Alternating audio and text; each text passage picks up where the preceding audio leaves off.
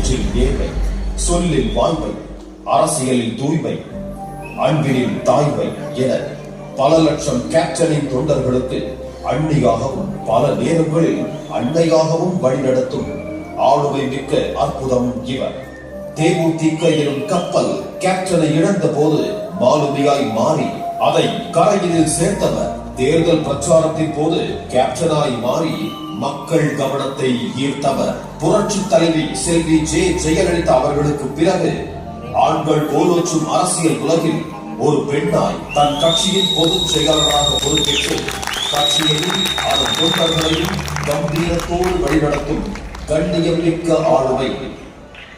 இவரது அரசியல் பயணம் வெறும் பதவிக்காக அல்ல, அது ஒரு கனவுக்காக, ஒரு சமூக மாற்றத்திற்காக என்று ஆண்களே தடுமாறும் அரசியலில் தனக்கான தரம் மாறாமல் மக்களின் உரிமைகளுக்காக களம் காணும் தேசிய முற்போக்கு திராவிட கழகத்தின் பொதுச் செயலாளர் பிரேமலதா விஜயகாந்த் அவர்களை இன்ஸ்பிரேஷனல் விமனாக கௌரவம் செய்வதில் பெருமை கொள்கிறது பெண்களுக்கான இந்த சுயசக்தி நிறுவனம்.